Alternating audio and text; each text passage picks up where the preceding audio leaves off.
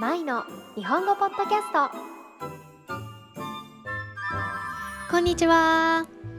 マイの日本語ポッドキャストへようこそ。マイです。皆さんお元気にしていますでしょうか？私は元気です。はい、12月に入りましたね。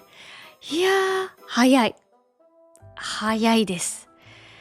もう2025年がもうあと1ヶ月しか残ってないなんて信じられますか？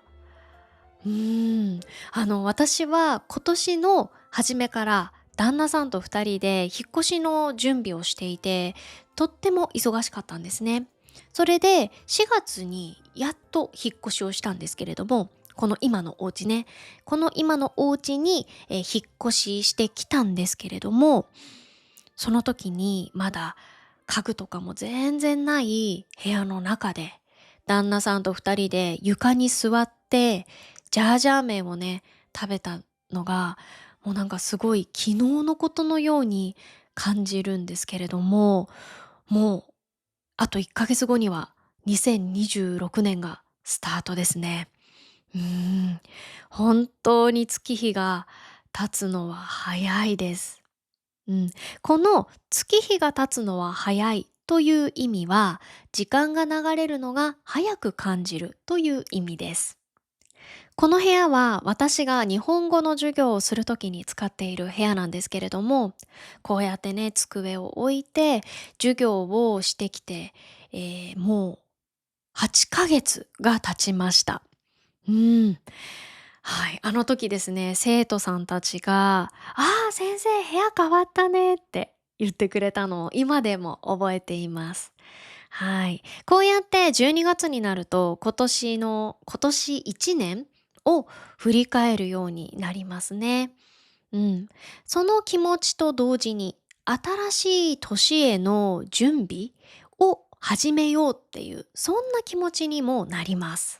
私は2026年、このポッドキャストをもっともっと頑張りたいなと思っていますし、あとはね、韓国語の勉強も頑張りたいなって思っています。うん。皆さんは来年、どんな一年にしたいですか？はい。では今日はですね、日本の12月についてお話をしていきたいと思います。そして、12月にぴったりな表現もご紹介していきますので、ぜひぜひ最後まで聞いていただけると嬉しいです。まず、日本の12月はイベントややることが多いため、1年の中で一番忙しい月と言われています。はい。そんな12月の忙しさを表す言葉として、日本では師走という呼び方があります。この師走っていうのは12月のことで、昔の日本のね、古い呼び方です。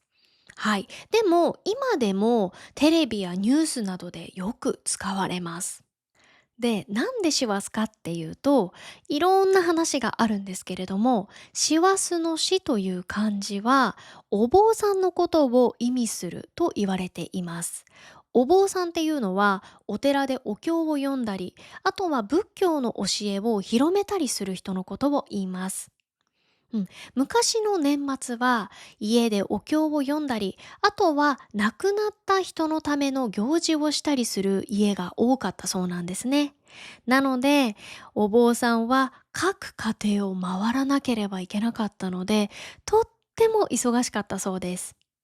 それで、お坊さんが走り回るくらい忙しいということから、しお坊さんですね。で、わすは走ると書きます。うん。お坊さんが走ると書いて、師走と呼ばれるようになったと言われています。では本当に師走のように忙しいのでしょうか？はい。忙しいです。多くの会社では年末年始の休みに入る前に年内の仕事をきちんと終わらせようとするため、12月は特に慌ただしくなります。そしてイベントも盛りだくさんです。忘年会、送別会、クリスマスの準備、あとは年末の大掃除、年賀状作成ですね。はい。では、一つ一つ説明をしていきますね。まず一つ目が忘年会です。忘年会っていうのは、一年の辛かったことや嫌だったことを忘れて、気持ちを新たにして新しい年を迎えようっていう目的で開かれる食事会や飲み会のことですね。はい。で、12月になると会社の忘年会だったり、あとは仲のいい友達と集まって忘年会を開きます。で、私も今までたくさん忘年会をね、してきました。で、私が韓国に来る前、東京に住んでいた時ですね、会社の忘年会が毎年あったんですけれども、私が働いていた会社が、社員さんたちが結構多い会社だったんですね。70人くらいいたかな。うん。で、こう広い東京のちょっといいレストランを貸し切って、そこでみんなで忘年会をしたんですね。で、私はその会社のね、メンバー、一緒に働いてたメンバーがすごい好きだったので、仲が良かったので、そのね、メンバーたちと、今年1年こんなことあったよねっていう思い出話を話しながら、料理をね、食べるんですけれども、その料理がコース料理なんですよ。でね、もう普段コース料理なんてあんまり食べられないから、もうその時の忘年会がもう楽しみで楽しみでしょうがなかったんですね。もうその高い高級なコース料理で美味しいお肉や、ね、お魚とかを食べられたのでね、すごく毎年楽しみでした。そして、普段ね、あんまり話さない会社の人とかともね、その忘年会の時は話したりするので、またそれもすごく面白かったですね。うん、とっても、いい思い出として、残ってます。私は会社の忘年会すごく好きでしたね。二つ目は送別会です。送別会というのは、会社を退職する人や、勤務先が変わる、転勤する人を見送る会のことです。で、年内いっぱいで退職しますっていう人なんかもいるのでね、そういう時は送別会が開かれます。三つ目はクリスマスの準備です。クリスマスパーティーの計画をしたり、あとはケーキや料理の予約や準備をしたりします。四つ目は年末の大掃除です。日本では年末に家を大掃除して気持ちよく新年を迎えましょうっていうそういった考え方があります。なので多くの家庭が年末に大掃除をするんですね。うん、私も日本にいる時、毎年年末の大掃除家族でやっていました。はい。で、私自身、家事とか、掃除とか、好きな方なんですよ。うん。家事は好きなタイプなんですけれども、この年末の大掃除は大嫌いでした。なぜなら、普段やらないような場所も掃除しなきゃいけなかったので、めっちゃ時間かかるし、あとは、なかなか落ちない汚れとかもあるので、そういったのも落とさなきゃいけなくて、結構力が必要だったんですよ。なので、うん、嫌いでしたね。そう。で、あの、なかなか落ちない、汚れとかをこうやって一生懸命こすってね、で、落ちないどうしようって言いながら、もう落ちるまでずーっとこうやってやるんですよ。そうするともう次の日は、もう体中痛くなっちゃうみたいな時もありましたね。はい。5つ目が年賀状作成です。年賀状というのは、新年の挨拶を伝えるために、家族や親戚、あとは会社の人や友達に送るハガキのことです。年賀状は、元旦の1月1日に届くように送るのが一般的なので、大体の人は、12月中旬から25日ぐらいまでにポストに出しますね。はい。で、現在では SNS が普及したことで、昔よりも年賀状を書く人が減っています。なんですが、今でも毎年送る方もいますね。うん。私のお母さんは、今でも、親戚だったり、仲のいいお友達に年賀状をね、書いて送っていますね。はい。うん。私はやっぱりこう SNS が普及したことで、便利なね、アプリとかも増えたので、メッセージで新年の挨拶することがもう多くなってね、今は年賀状書かないんですけれども、昔、学生時代はね、年賀状毎年書いていましたね。はい。で、学校のお友達、たくさんのね、お友達に送っていたので、もう何十枚も書くんですよ。はい。で、一番最初は、すっごい丁寧にこうやってちゃんと一文字一文字丁寧に書いていたんですけど、やっぱりこう十何枚目とか二十何枚目ってなってくると、だんだん疲れてくるんですよね。で、ああ、まだ終わらないってなってきちゃうので、そうすると、すごい最初は丁寧だったのに、どんどんどんどん、早く書くようになっちゃうっていう。そうそうそう。そんなね、こともありましたね。年賀状、懐かしいですね。はい。そして、おせちや年越しそばの準備をしたりもします。おせちは1月1日の元旦の日に食べる特別な料理のことです。年越しそばは、年を越す時に食べるそばのことですね。なので、12月31日にちに食べます。もちろん12月は忙しいだけではありません。街にはイルミネーションが灯って、一気に冬らしい雰囲気になります。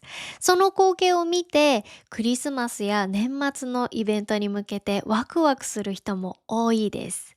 はい。で、12月のね、日本のイルミネーション、本当に綺麗なんですよ。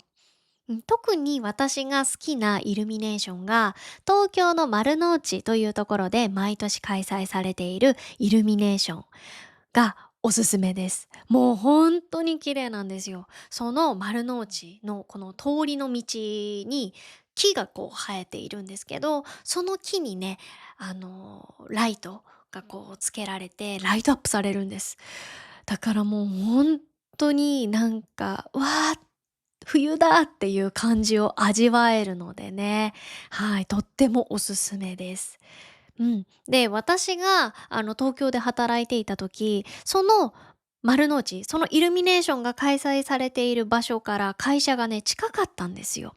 なので、会社終わった後、退勤した後、そのイルミネーションを見るために、わざとね、ちょっと一駅先の駅まで歩きながら、こうイルミネーションを見ながら帰ったりしたこともありましたね。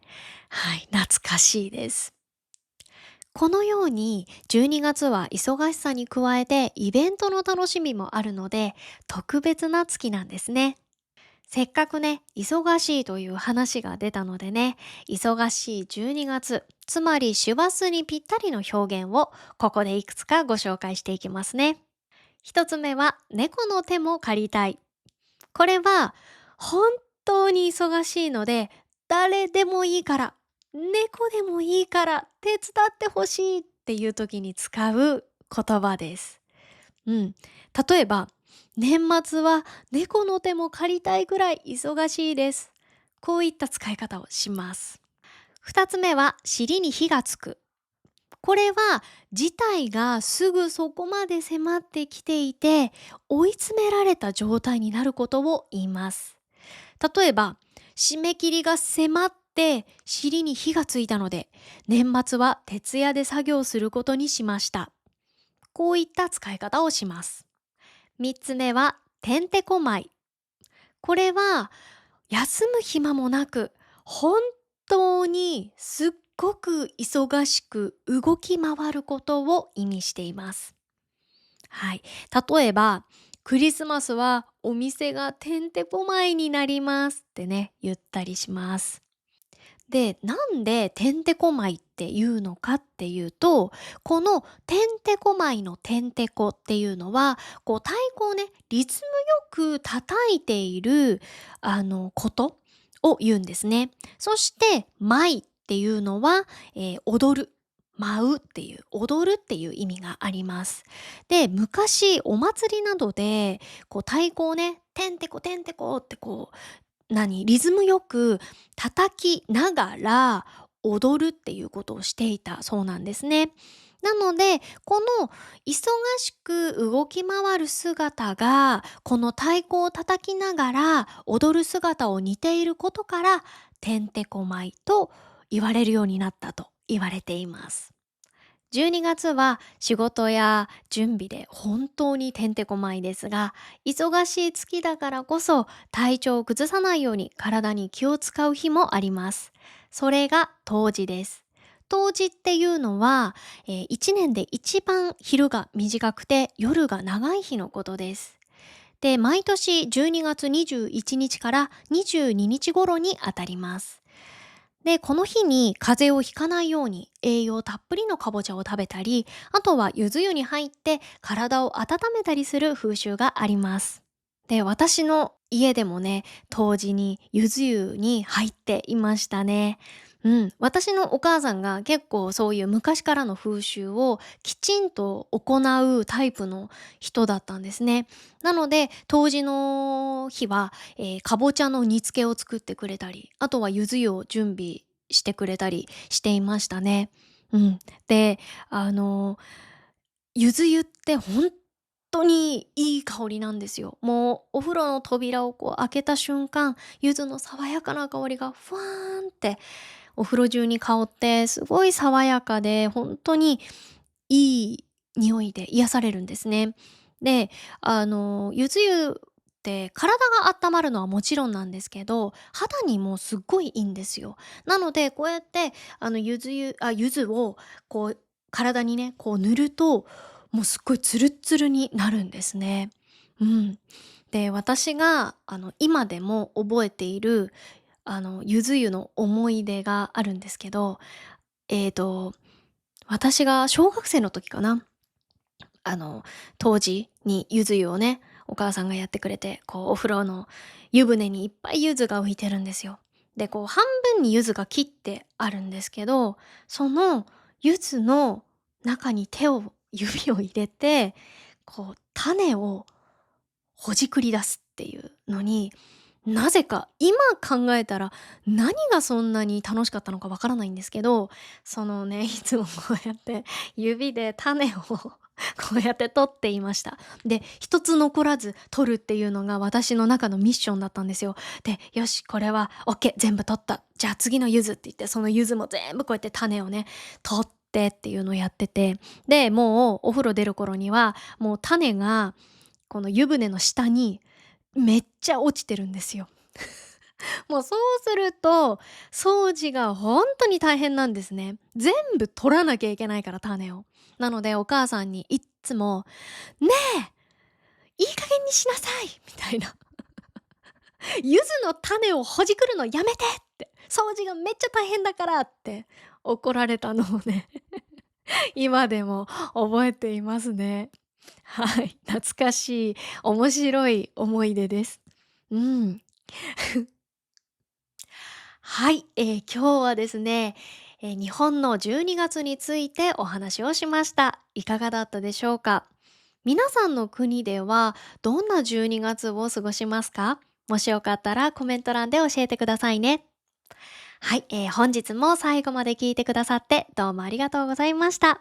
また次のポッドキャストでお会いしましょう。バイバーイ。